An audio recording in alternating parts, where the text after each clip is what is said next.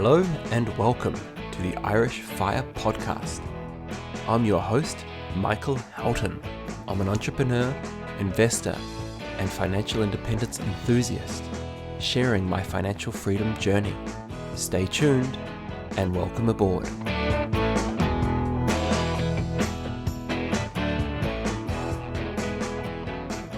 I hope you are doing well. Just a very quick personal update before we start today's episode. I've mentioned recently that one of our goals for this year is to make our long overdue trip to New Zealand. I'm delighted to let you know that we've booked our tickets. We fly out on St. Stephen's Day and will be in New Zealand for a little under 3 weeks. As for our plane tickets, we'd been budgeting in anywhere from 8,000 to 12,000 euro for the flights, based off prices we saw on the airline websites. Keep in mind, there's 5 of us, so the cost is fairly significant. However, in the end, my sister recommended a travel agent for us. She got us great flight times on decent airlines for 7,000 euros total, so around 1,400 euros each. We couldn't believe our luck. The agent actually said that there is a misconception that travel agents will be more expensive than the airlines. However, agents have access to flights that aren't published on the airlines, so it can be definitely worthwhile reaching out and getting a quote. She also noted that while we're traveling at peak time, because we were traveling after Christmas, and most people traveling to New Zealand would be doing so before Christmas, we missed what she referred to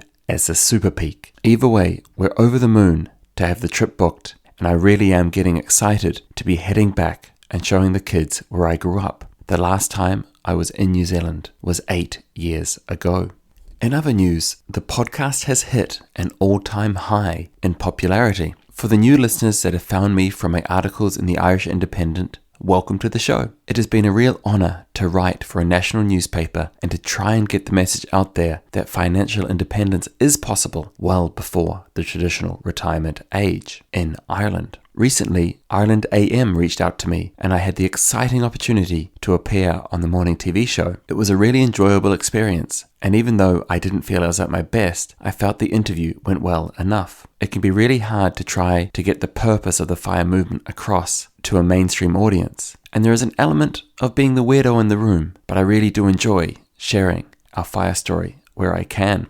One thing I definitely learned from the experience is I had to get up at 4:40 a.m. to travel up to Dublin to record the show, and I just hadn't anticipated just how tired I was going to be by the time I got there. I'd been coaching hockey the night before, so it was around midnight by the time I drifted off to sleep. And the lack of sleep plus extremely bad weather and dark driving conditions driving up to Dublin meant that by the time I got there I was actually quite stressed out, not from being on the show. I was actually really relaxed, and to be honest, you wouldn't even notice the cameras in the studio when you're there, but just more the panic of actually getting up and being there on time was definitely a little bit stressful. So from that point of view, definitely a learning experience that if I ever do anything like that again, I must sleep well the night before. But overall, it was definitely a positive experience. Older listeners will already be aware of this, but I'd like to take a moment to point out my reason for the podcast and for writing for the Irish Independent and taking opportunities to go on radio and TV interviews. It isn't financially driven. And I guess I should point out that I don't actually make any money from the podcast. In fact, it costs me money to run. I genuinely want to help people. And even though I know the majority of comments and reactions to our FIRE story will be negative, for those that are interested,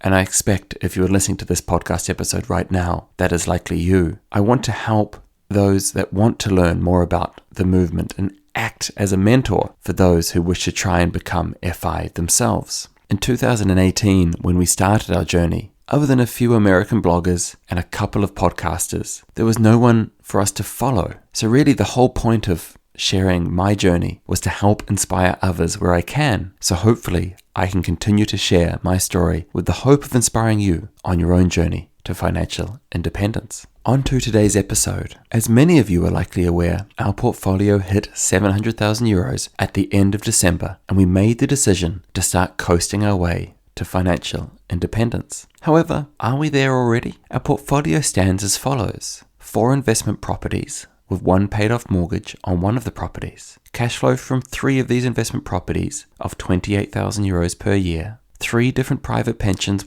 worth a combined 200,000 euro, and our fourth investment property which doesn't have a positive cash flow, but we do have equity in the property of around 130,000 euro. I always expected we would know when we hit FI, but the reality is a little different. Given that early retirement is a bit of a myth, and no one is really ever not going to work again, at least in some capacity, it can actually be hard to know when we're there. But let's have some fun and assume for a second that I never plan to work again. Would our family be okay? Interest rates have dropped further on our investment properties recently, so the cash flow that we can produce from these 3 rental properties, which we own in my company, is up to 28,000 euros per year. This is good news, but it still isn't quite enough to cover our annual expenses, where we need around 40,000 euros portfolio income per year to cover our yearly costs. In saying that, is there a way we could restructure our investments to ensure we would have the cash flow we need? I explored several different options, but there was one way that this was possible. It involved selling our first investment property.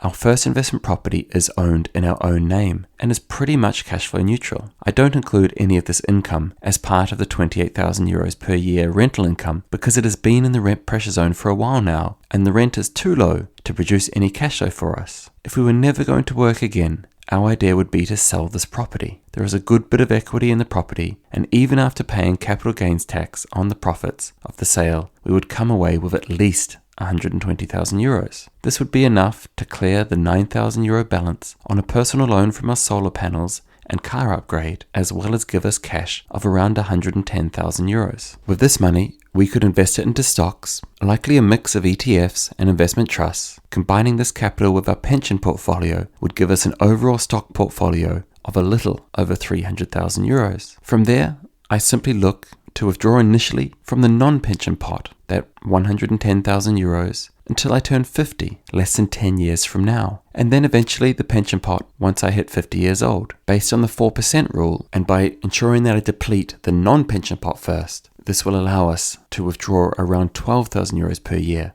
effectively 4% of the 300,000 euro. So all up, 28,000 euro from our 3 rental properties and 12,000 euro per year from our stock portfolio. So there you have it. We are officially financially independent and never have to work again if we don't want to. It took us 7 years in the end, 2018 to 2024, and we were technically FI at the end of 2024. I just hadn't realized it. But what now? And this is where things get interesting. I'm not yet ready to give up work entirely. However, I'm keen to reduce my workload pretty significantly. We're still looking to build a cash cushion from anywhere between 20,000 to 30,000 euro. So we aren't ready to make withdrawals yet, but I expect we will start this in the summer. All the while, I've been reducing my working hours a lot, but I'm still technically working full time. I'm finding more and more that work is getting in the way of life. I renewed my golf membership earlier this year, after stopping my membership at the end of 2023. I've really enjoyed playing golf again, and have been playing 9 holes 2 or 3 times per week. However, work is getting in the way. Life is so busy.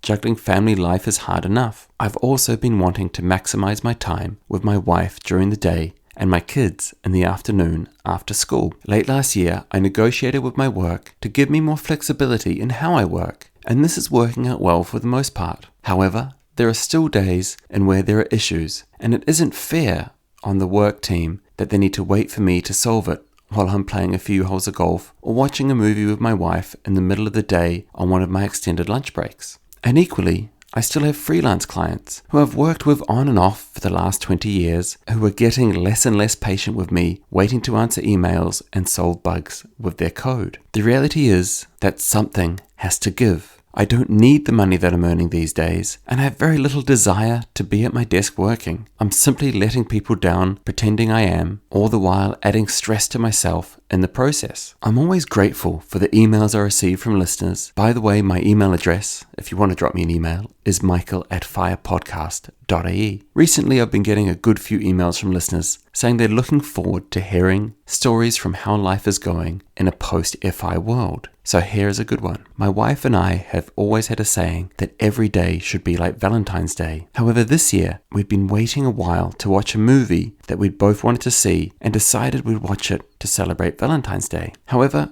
it just so happened that it was a much busier day at work than normal. So I ended up not giving her as much time as I could to watch the film during the day. At the same time, my Friday afternoon game of golf had been booked. The weather was so bad in the morning, I figured it wouldn't improve, so I could make up for any lost time in the afternoon. Well, you know the Irish weather. Come 3:30, it was glorious blue skies outside, like nothing we had seen in weeks after a long, dark winter. I will admit now that hindsight is 20/20, but I made the wrong decision and decided I would go to golf, but get back as quickly as I could to make up for any lost time. But the guilt was there. I played poor golf as a result and didn't enjoy myself as much as I could have. To make matters worse, even though the golf course is usually only a 7-minute drive away, the traffic was terrible on the way home, and it took me 45 minutes to get through the traffic to get home. By the time I was home, I was late, and you can imagine my wife wasn't too impressed. The trouble, of course, is that I tried to do too much in one day. I know for future reference that golf probably isn't the best thing to play on Valentine's Day, but equally, had work not caught up with me in the morning, I suspect my wife wouldn't have minded me playing a few holes of golf had I committed to the movie I had promised her in the morning. So who was to blame? Do I blame work for causing me not to allow me to take time off? Or was my wife being unreasonable?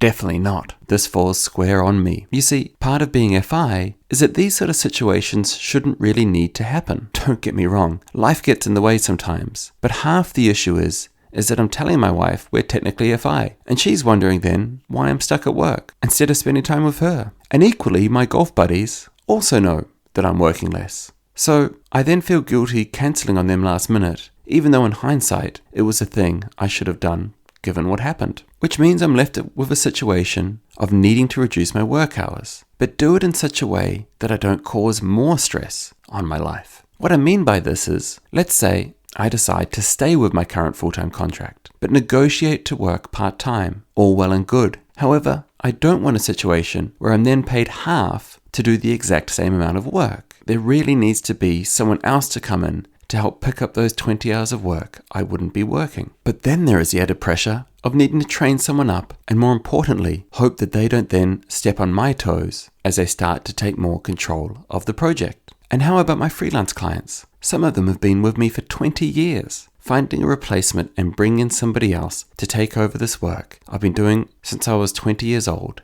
isn't going to be easy. Note how none of these issues are no longer financial. FI gives you the ability to have time freedom, but you still need to put in the effort to gain it. And the trouble is, I'm still hanging on to my pre-FI routine in a post-FI world. Pre-FI, my wife would have understood when I said I couldn't watch a movie in the morning time as work had an urgent issue. Pre-FI, my golf buddies would have understood when I cancelled last minute and said I needed to spend time with my wife on Valentine's Day as I'd failed to do so in the morning due to work. But post-FI, I'm meant to be working less and having more time. I just haven't figured this part out yet. So yes, dear listener, our family is technically FI, and I'm so excited to get to tell you this. It is a truly wonderful feeling knowing that our plan worked and we achieved our goal within 7 years. Life is so much better and the financial stability we feel is fantastic. But I'm still trying to figure out the RE side. The slow transition to semi-retirement has begun, but it is moving